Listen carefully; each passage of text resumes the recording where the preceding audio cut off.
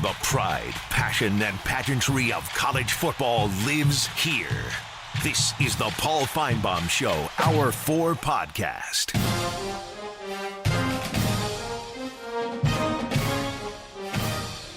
And our final hour has arrived, and Antonio's up next. Good afternoon. Hello? Hey, thank you for calling. Hey, I wanted to ask you, do you remember this guy played for Virginia Tech quarterback named Logan Thomas? I sure do. Yes, I do. All right. You remember he tried out for the Washington football team, quarterback, but he didn't work out. So what did they do? They moved him to tight end. I forgot that. What he's doing now. Yeah, no, you're absolutely right. So everybody been knocking him, but you don't know until you try. And plus, there's been plenty other non-skill players that played like quarterback, like Hines Ward, the guy that just was retired from the Patriots from Kent State. Oh, yeah. So I feel like Tebow can do the same thing. And this coming from a Bama fan. Well, Antonio, I think I'm glad you shared that with us. Thank you so much. Bob is up next in Florida. Bob, thank you. Good afternoon. Hello, Paul. First-time caller. Thanks for taking my call. Thank you. The only thing I want to say or add to this Tebow thing is that we're looking at a Jacksonville team that's 1-15, and they've got about 6 tight ends. If you're the number 6 tight end on a 1-15 team, you know, we're not talking about a big career here probably. So Urban Meyer taking over Jacksonville at 1-15, not only does he have to fix what's going on in the field, but he's got to fix the locker room too. If Tebow's out there a couple yards off the ball, say in the tight end position, that creates a lot of problems for a defense, just being on the field.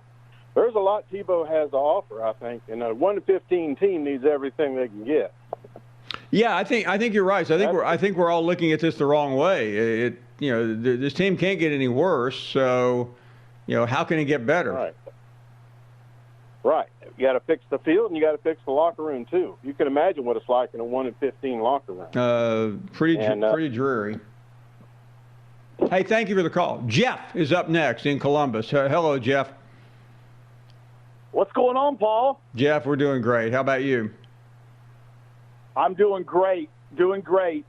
Hey, Paul, when's your wife going to let you get out and about and start traveling again? Very soon. I mean, do you have any gas down there? I've been worried about it. Well, down there in Charlotte? We do not have much gas, to be perfectly blunt. We went from 75% to 50% right now, so I'm in good shape. I can drive to the airport. I mean, what are you rolling, Paul? A big SUV or a pickup truck? I got to know. It's a very plain SUV. Bigger than a big black SUV. No, it is very small. Okay, all right. But I tell you what, it seats one person. Okay, right. I don't blame you. And there's also a sign that says that big SUV. No Buckeye fans allowed. Pardon me? No Buckeye fans allowed in my car. Come on, Paul. You know you want me in the passenger seat. Because we're going to go down and visit your boy Mitch. I mean, we got to get you down there to meet him because it's starting to get a little creepy. He's been asking so long. You've got to get down there, my man, and take care of that situation. Well, let me say this, Jeff. I have not traveled much, to say the least. I'm about to start traveling. Would you put Spartanburg, South Carolina, number 1 on your list?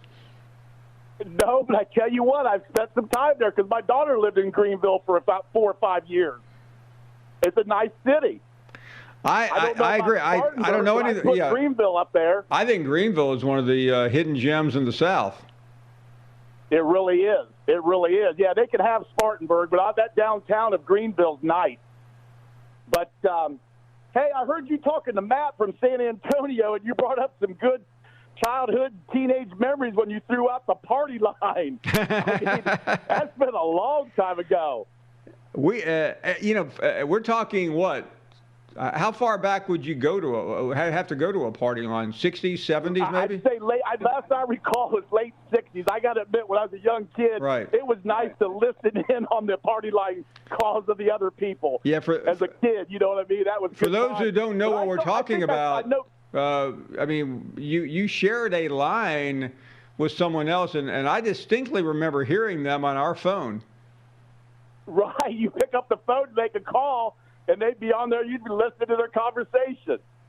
It was crazy. But I think what you really heard from Matt, I think that was the echoes of the same phone call the last 25 times that Matt called in. That's what you were hearing, I think, Paul, was the echoes of his calls all being the same about his beloved Texas A&M Aggies, don't you think? Yeah. Well, I listen, Matt's a true blue fan. I don't know why you are picking on him. I mean, you've gone after two of my favorite people on the whole show, Mitch and Matt.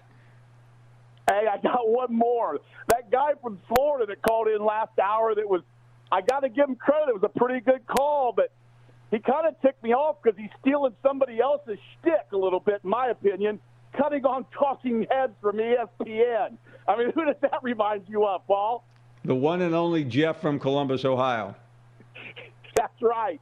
So tell the guy next time he calls, nice call, but get his own little act because, I mean, somebody else has already worn that out, so it might be time. He needs to get him a new little shtick sometime. But, hey, Paul, I got back from vacation that long weekend down in Florida.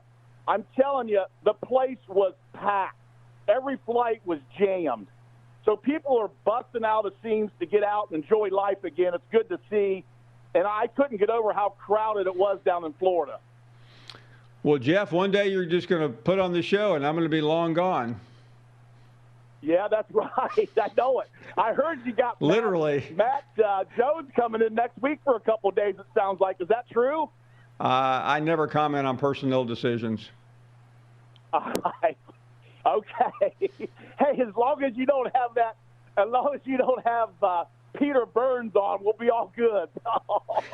So that's good. But anyway, yeah, I just was amazed. So it's good to see. But if you're going out and getting a little relaxation and getting out and doing a little travel, man, I hope you have a good time.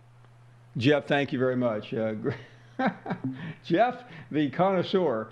How about Jen up next? Hello, Jen. Go right ahead. Oh, hello. Hey, how are you? Thanks for having me on. Of course. I'm good. I am a fellow Tennessee graduate and Rocky Top to you, first of all, but I just had a little comment about Tim Tebow. I think he's an amazing man as a person. He's a wonderful Christian, which I respect so much and love because I'm a Christian as well, and I love that he shares his faith. The only problem that I've ever had over the years is having high school students who go to our public schools and we pay taxes. Back in the day, he was a homeschooler that was allowed to play football on the public school team and took a spot away from somebody else who was paying taxes. And then now I'm worried about Trevor Lawrence being threatened. I know everybody's saying he's going tight end, but I just think Trevor Lawrence earned his spot.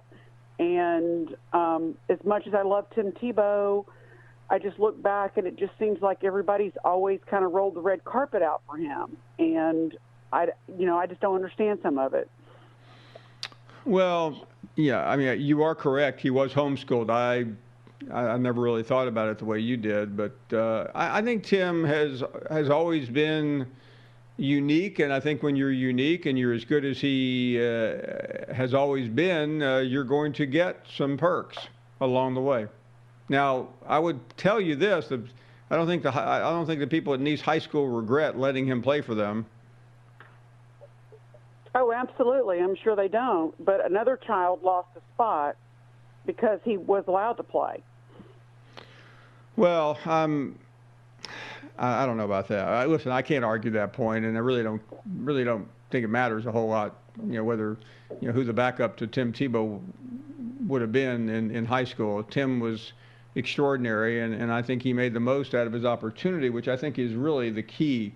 to what all of us deal with every day. It's not how you got it. It may be how you got it, but once you get it, if you had some help, what do you do with it? We'll take a break. More of your phone calls at 855-242-7285. You're listening to the Paul Feinbaum Show podcast. You're not worth a flip. Do you own or rent your home? Sure you do. And I bet it can be hard work. You know it's easy? Bundling policies with Geico. Geico makes it easy to bundle your homeowner's or renter's insurance along with your auto policy. It's a good thing, too, because you already have so much to do around your home. Go to geico.com, get a quote, and see how much you could save. It's Geico easy. Visit geico.com today. That's geico.com. Hey, this is Adrian Wojnarowski. Check out my podcast, The Woj Pod, with insight and analysis on the top stories in the NBA. Adrian Wojnarowski, our insider extraordinaire. Reaction to breaking news. This is the latest Woj bomb. And in-depth conversations with some of the biggest names in the league. Thanks, Woj. Do it again. I'm good. Thanks for having me on the podcast. All right. Yes. Thank you, Woj. Appreciate you having me on. Listen and subscribe to The Woj Pod wherever you listen to podcasts. And we welcome you back. Brian is up next. Hey, Brian. Good afternoon. Hey, Paul. Good day to you. Thank you very much. Appreciate it. Give you a quick new opinion on Tebow. Being from Alabama and have gone to Alabama, obviously, for many, many years, I think Tebow will never even attempt to play tight end. I think that this whole deal where people are concerned about whether he can and all this, I know he's a great athlete. I've seen him play. He is absolutely awesome. But he's going down there to be the change-up for Urban Meyer's team. You got Trevor Lawrence, who's 6'5", long, lanky, supposedly a career, big-time quarterback, who's going to be number one, obviously, from the first game. He's right-handed. Tebow's left-handed. Tebow's bigger, stronger. Like you said, he can do the wildcat. He can do the 1-yard run. I think it's similar to what the New Orleans Saints did last year. When Breeze was in there, their number 2 quarterback is number 7. Can't remember his name, but he was their sort of, Taysom Hill. 3 or 4 or 5. Pardon me? Taysom Hill. Yeah, for 3 or 4 or 5, sometimes up to 10 plays a game before Breeze got hurt. They'd run him in at quarterback, might split Breeze out, might take him out altogether, and he'd run that wildcat or he'd throw a little 5-yard out. Well, Tebow can do all that. I think the whole deal is we want somebody that can come in and be a second-string quarterback that offers something other teams can't really prepare for. Yeah, well, what's interesting right now, Brian, is we just don't know. We do know he tried out, and he tried out when he came to the training facility a couple weeks ago. It was at the tight end position, but that doesn't, that was before the draft, so I'm sure they didn't want to tip anything off. I'm still pretty eager to see what happens next, but I really want to hear Urban Meyer explain this whenever he stands in front of a camera. And right now, he still hasn't done that yet. Hey, thanks. You may be right, though. Lee is up next in Indianapolis. Hello, Lee. Good afternoon. Hello, Paul. I hope you're doing well today. Thank you so much. What I want to say about the Tebow thing is it amazes me because absolutely nobody is giving Urban Meyer credit. Urban Meyer is the antithesis of a gimmick coach. He is all about winning. Were it not for Nick Saban, he may be considered the best college coach of all time. He wins everywhere he goes. Whether he's brought Tebow in or not makes absolutely no difference. He's not going to do anything that's going to keep him from winning. I mean, people don't realize when Tebow first went to Florida, Urban Meyer's first national championship, Chris Leak was a starting quarterback. You're right. Tebow rode the bench. He was the backup. Okay? Urban Meyer's not bringing him in to try to be a gimmick or to try to be some ploy to put fans in the seats. He's bringing him in because he thinks he might be able to help the team win. That's all Urban Meyer's about, and nobody's giving Meyer credit for that, which I think is total lunacy. Yeah, I think you're correctly. This is not. I mean, there are a lot of coaches out there that are always looking for a gimmick. I don't think he really knows yet. Remember, this is his first shot. He's been out of football for a couple of years. He's feeling his way. The one thing we do know, this is absolute fact, he trusts Tim Tebow, and he really is a better coach. Urban feels when Tebow is around. So there's a wild card to all this that's hard to quantify. But it's not. I mean, let's face it. If we were all as good a coach as Urban Meyer, we'd be doing it instead of him. He knows more than we do. Okay, so all these people who are theoretically, he does enough credit, like I said. Well, let's hope so. He's making the well, yeah, but Lee, we don't know whether he can coach at this level. There are plenty of coaches that were fabulous in college and busts in the NFL. Drew, the greatest college coach of all time, is one of those. Pretty good point. So you're right. Hey, thank you very much. All right, well, you call again soon. Jason is up next. Hello, Jason. Good afternoon. How you doing, Mr. Feinbaum? Thank you for taking my call. Thank you. I just wanted to mention a few things. The young lady from Alabama calling. Tim Tebow actually started his high school football career at Trinity Christian in Punta Verde as a freshman. Guess what position he played? This is something I didn't know. Tell me.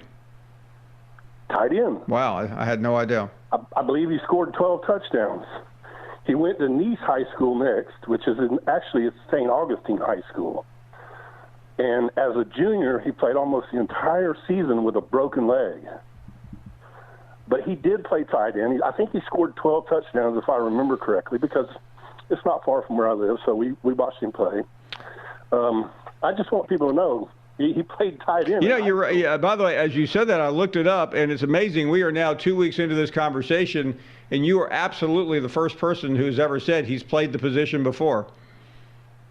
Well, that's kind of why I called today. I want other people to get the chance to call and talk to you, but I don't want to take their spot or their time. But if I'm not mistaken, he scored 12 touchdowns as a freshman tight end. And then at Nice, he played the whole junior season with a broken leg. So, I mean, the guy he's an athlete, and he can do a lot of things. But I think, Urban's thinking a lot more along the lines of he can help me show players where to be in the type of offense I'm running. There's a lot of things that Tim can bring to the table to help Urban and help the team. Maybe he makes it, maybe he doesn't. But a lot of positivity goes a long ways, and all the negativity, it actually stinks. So I just wish people would be more positive.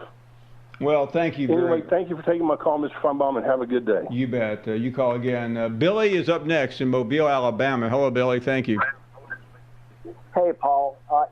Just a few things. First, the whole paying players. I think it was Sir Barkley that actually brought it up the first time during the golf tournament. Right. And I've heard it in the past, back in the 80s. When they're talking about, like, resentment of players, like who's the teacher's pet kind of attitude, and so as a defensive lineman who is never going to get his name, on the back of his shirt, all those kind of things, how much is that actually going to play into the locker room whenever this running back is want this hole to be able to run through? And I'm curious to know what you think about that. And I got one more question. Yeah, no, I'm almost, my mind is completely jumbled by that conversation because, I know it's going to happen. I have a vague idea what it's going to look like. I appreciate all the conversation about it, but none of these suggestions are going to affect one iota what's going to happen. Correct. Yeah, I right. You foresee it's inevitable, and I completely get that, and I understand. And the second thing was about Tebow, and what a lot of people don't understand is, and dude, I graduated from Mississippi State, but I was raised on Alabama. And what I can tell you is this: Bama, all those other whatever. He is an athlete, and what he will bring to the table is that. And he has not been punished by a lot of these 22 to 27, 28-year-olds by playing the sport. You know, he's been able to, like, build up, get ready for what's about to happen. And as a past quarterback moving to a tight end, that is a beautiful move because the quarterback can read the tight end. The tight end can read the quarterback. The tight end understands what the quarterback wants to do. And a lot of people just do not understand that. I had a friend that played as a quarterback in high school, and that made the difference for him to make the next move to another college, university, whatever, blah, blah, blah. Hey, Billy, thank you so very much. A really interesting call. Fascinating. We are up against the break. We're really looking forward to our next segment because we're going to introduce you to two of the most exemplary young athletes and students in the Southeastern Conference. We hope you'll stick around. You're listening to the Paul Feinbaum Show podcast. You're not worth a flail. Scott Van Pelt here. If you haven't checked out the podcast SV Pod, what are you waiting for? We're like right directly in the flight path for helicopters flying in and out of DC. Otis the dog barking at deliveries. High-level intellectual conversation. Some gambling talk, talking with athletes, celebrities, musicians, and more. Also, we got my guy Stanford Steve riding shotgun, trying to keep me out of the ditches. Download and subscribe to SV Pod wherever you get your podcast. We certainly appreciate it. Rate, review, subscribe, all that good stuff. The WNBA is on its way back. Playing basketball in a pandemic looks like this. No mask, no 6 feet apart. To put yourself in harm's way is a scary decision. We are dedicating this season to Breonna Taylor. The unity that we were able to experience was something that we won't forget and we can lean on as we move forward. I would do it all over again because it's bigger than me. It's bigger than my teammates. ESPN Films presents 144, presented by Hyundai. Now streaming on ESPN+. And we welcome you back, and we have a very exciting segment here. And every year at this time, the Southeastern Conference awards two of the finest of the finest. The Boyd McWhorter Scholar Athletes of the Year Award. Boyd McWhorter is a former SEC commissioner, and the announcement came earlier today by Commissioner Greg Sankey, and the winners are Florida's Savannah Falconer and Texas A&M's John Bishop. Savannah is an outstanding swimmer, and John is a cross-country star, and that's just telling part of the story. We want to introduce both of them to our program. Congratulations. There's a lot more that we want to talk about, but let me start with you, Savannah. First of all, you have an incredibly bright future ahead. I know you're looking into going to medical school. Just what does this mean to be honored not only as a great athlete, but as a great student athlete? It means so much to be honored for this award. I know this is such a competitive conference, and just to be nominated is an amazing achievement. I think it just shows that as an athlete and a student, you can do both, and that both are very important to me and to every member of the SEC. So I'm just so thankful to be nominated for this award. And John, certainly your career has been stellar, both on the track and through cross country, which involves more than just a track, and of course in the classroom. Congratulations again, and how do you feel? Yeah, probably I feel similarly to Savannah. It's a little overwhelming, but I'm mostly just grateful, really. I had a lot of people in my life that were just empowering me to pursue both athletics and academics, and I really think that's a lot of it comes down to that. So I'm just grateful right now. So.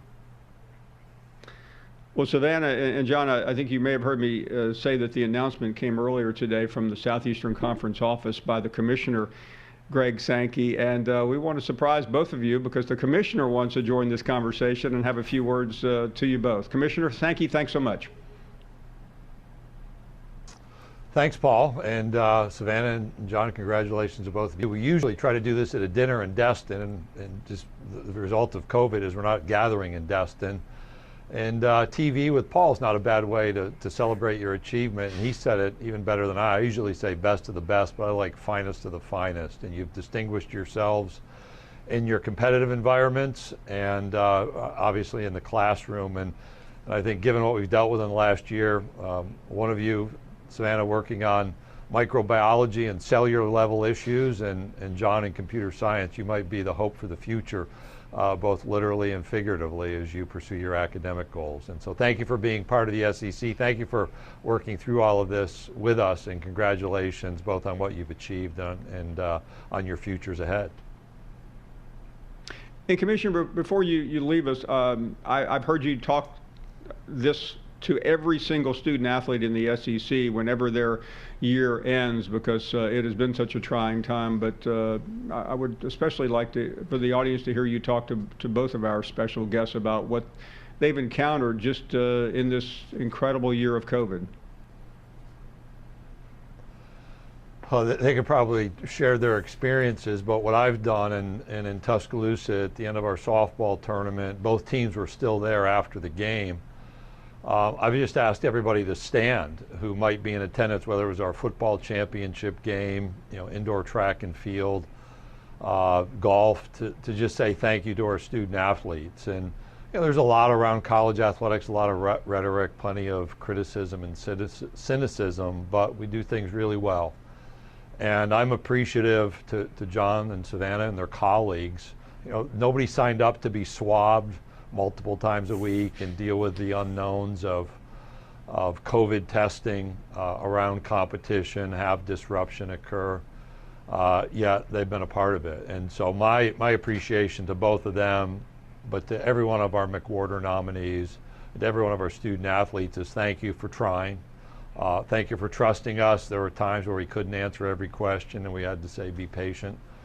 And thank you for walking through a journey of a year that I hope taught some valuable lessons, but also provided the rewards of competition and certainly the academic opportunities we're here to celebrate today.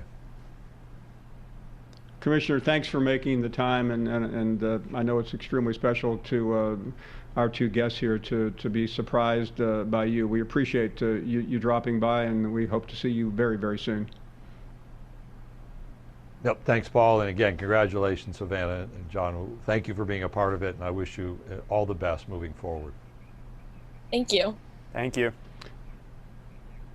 The Commissioner, and to both of you, this is the highlight of the SEC meetings normally in Destin, and hopefully next year when you're successors to this award. But Savannah, I do want to ask you this because you not only are a great student and an athlete, but your chosen field, medicine, is next. As you have dealt with what the Commissioner talked about, and also working in the microbiology lab in Gainesville, just your thoughts on encountering the COVID year. It's been a really challenging, but also like a year of growth for me. I work at Shands. I'm in a microbiology lab, so I'm even doing I'm not personally doing the COVID tests, but I help set them up, and I get to kind of oversee how that's kind of impacting the community and how that's impacting the people that are staying at the hospital.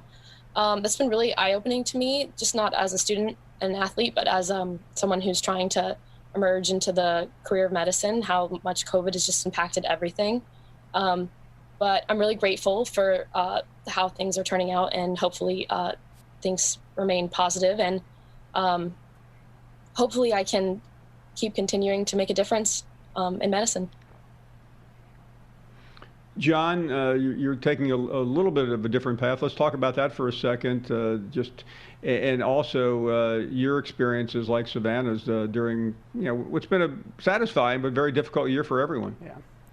Yeah, this year I have to say is probably the most difficult year of athletics in my 5-year time in athletics. But I mean, at the same time, I was just blessed I was able to come back this year. Athletics enabled me to start my master's degree.